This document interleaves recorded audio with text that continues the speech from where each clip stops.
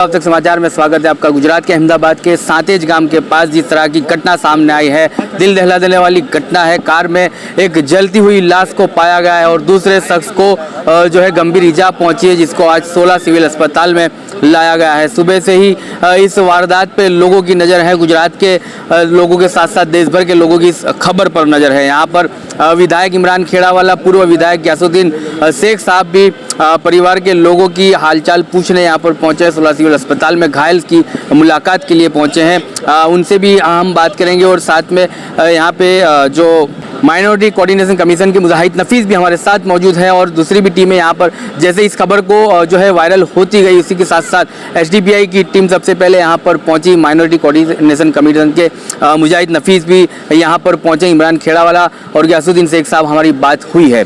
सीधा हम मुजाहिद नफीस साहब से बात करेंगे। सर, कैसे देखते हो? पहले ये मामले जो है हरियाणा और यूपी बिहार में देखने को मिलते था। गुजरात में ये पहला मामला होगा कि जो है मास्क लेकर जाने वाली गाड़ी को जला दिया गया। अब तक ये पुष्टि नहीं हुई है कि उसको जलाया है, एक्सीडेंट है, लेकिन अब तक तो परिवार का कहना यही है कि जलाया है और इसकी मौत की गई है, मर्डर। ये जो घटना कल गांधीनगर ज़िले के सांतेज पुलिस स्टेशन में हुई, ये बहुत गंभीर घटना है और ये मॉब लिंचिंग या इस तरह के भीड़ की हिंसा की पहली घटना नहीं है। पहले भी घटनाएं हुई हैं और जिसमें लोगों की जान गई है। तो हम लोगों की पहले से मांग रही है कि मॉब लिंचिंग के खिलाफ सख्त कानून बनाया जाए। इस घटना में जो सबसे देखने वाला पहलू है कि गाड़ी को दो लोग उसमें चल रहे हैं, एक लोग को 1 किलोमीटर भी नहीं बांध कर जली हुई डेड बॉडी उसकी गाड़ी में पाई जाती है। पुलिस कह रही है कि ये यहाँ पर एक्सीडेंट हुआ है, लेकिन दूसरे आदमी जिसके ऊपर जले हुए के कोई निशान नहीं है, वो गंभीर हालत में 16 सिविल हॉस्पिटल के आईसीयू में भर्ती है। ये पुलिस के कंट्राडिक्शन को दिखाता है। इस घटना को शक पैदा करता है कि ये एक्सीडेंट हुआ है। ये एक्सीडेंट नहीं है, सुनियोजित घटना है। इससे पहले भी अगर आपको याद हो तो रामोल पुलिस स्टेशन में एक डीसा के आदमी को छुरी मार दी गई थी।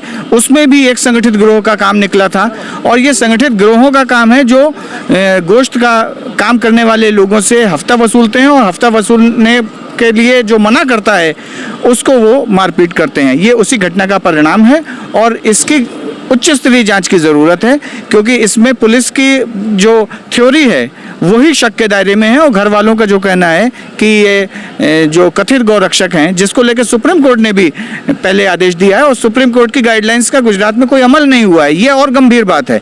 जिस पुलिस को इस गाइडलाइन का अमल करना था वो नहीं किया है। क्या जो लोग ऐसे संगठित अपराध करते हैं उनकी लिस्ट पुलिस ने बनाई है? तो नहीं बनाई है। तो गुजरात में इस तरह के कानून, इस गाइडलाइंस के अमल की बहुत ज़रूरत है, जिससे इस तरह के लोगों को बचाया जा सके और अपराधी लोगों को जेल भेजा जा सके। परिवार का भी आरोप है कि आए दिन उससे पैसा मांगा किया करते थे और उसके कुछ पुरावे भी हैं और पैसा ना देने पर यह घटना घटी। मैंने जैसे पहले कहा कि संगठित गिरोह है जो गांधीनगर और अहमदाबाद की सीमा में घुसते ही लोगों से पैसे वसूलता है और पैसे ना देने पर उनके साथ मारपीट करता है और ये तो हद हो गई कि इसमें एक को अलग निकाल के मारा और दूसरे को बांधकर गाड़ी से में जला दिया। गाड़ी भी जल गई और गाड़ी में एक्सीडेंट का कोई निशान नहीं है। अभी एफएसएल की टीम आई थी, उसने कुछ जांच की है प्राइमरी, लेकिन हम ये मांग करते हैं गुजरात पुलिस के मुखिया से कि इसकी उच्च स्तरीय जांच कराए, जिससे इस तरह के अपराधियों को जेल भेजा जा सके। पिछले दिनों हमने देखा असामाजिक तत्वों पर 100 कलाक का समय देती है पुलिस, गृह मंत्री, ये तमाम लोग जो है असामाजिक तत्वों को, तो ऐसे समय पर इन लोगों की लिस्टें क्यों बाहर नहीं आती है? ये अफसोस की बात है कि कभी 100 घंटे का टाइम देके 100 लोगों की लिस्ट बनाने की बात की जाती है, लेकिन सुप्रीम कोर्ट की गाइडलाइन है जो मॉब लिंचिंग को रोकने के लिए बनाई गई थी, उसका अमल गुजरात में नहीं हो रहा है। कितने लोग संगठित अपराधों में हैं आपको मालूम होगा। पालनपुर से लेकर अहमदाबाद तक और भरूच के टोल नाके तक कितने लोग वसूली करते हैं। इसके लिए पहले भी कुछ पत्रकारों ने स्टिंग ऑपरेशन किए थे, उसमें भी पाया गया और रोज़ इस तरह की घटनाएं सामने आती हैं। तो इसके लिए बहुत ज़रूरी है कि गुजरात की पुलिस सुप्रीम कोर्ट की गाइडलाइंस का पालन करे और इसकी उच्च स्तरीय जांच करा के इस तरह के संगठित अपराधियों को जेल भेजे। बहुत शुक्रिया हमसे बात करने के लिए। हमारे साथ एसडीपीआई की टीम से जो है कतादा और ये लोग वेजलपुर विधानसभा के डेलीगेशन के लोग भी मौजूद है। कैसे देखते हो इस पूरे मामले को? कब आप यहाँ पे आए और ये मामला आपने कब जाना? ये जो पूरी घटना सांतेज गांधीनगर में जो बनी थी, उसको लेकर अभी हमारे पास शाम को 4 बजे फ़ोन आया कि इस तरह की घटना बनी है। मैं और बिलाल पर हमारे विजयपुर विधानसभा से यहाँ पे पहुँचे थे और हम जाके पहले परिवार जनों से मिले और जो था बंदा उसको जो इजाग्रस्त हुआ है उसको जाकर भी हम मिले हैं। ये पूरी घटना को देखते हुए कि ये पूरी घटना को पुलिस एक्सीडेंट बताती है, तो कहीं ना कहीं एक बंदा जलने की वजह से भी मौत हो गई है उसकी और एक अभी इजाग्रस्त है। तो ये कहाँ से एक्सीडेंट लगता है आपको? जिसको जलाया गया है और वो मर गया, तो ये कहाँ से एक्सीडेंट बता रही है पुलिस। और दूसरी चीज़ कि एसडीपीआई इन केस के अंदर से मांग करती है कि ये पूरा जो है वो तपास एसआईटी बनाकर निष्पक्ष तपास की जाए कि ये इनके साथ कौन सा संगठन और कौन सी पार्टी जुड़ी हुई है। और दूसरा कि जो परिवारजन है उनको 50 लाख का मुआवजा दिया जाए गवर्नमेंट से। और अभी जो मोहम्मद रफ़ीक की ट्रीटमेंट चलती है उसके तमाम खर्च सरकार दे और इसकी एसआईटी के द्वारा तपास हो। दूसरी ये एक निंदनीय घटना है कि जिसके पुलिस 100 घंटे का बोलती है कि 100 कलाक में तमाम जो गुનેગાरों से लिस्ट बनाए दो, तो तब क्यों ये गुનેगारों का लिस्ट नहीं बनाया जाता?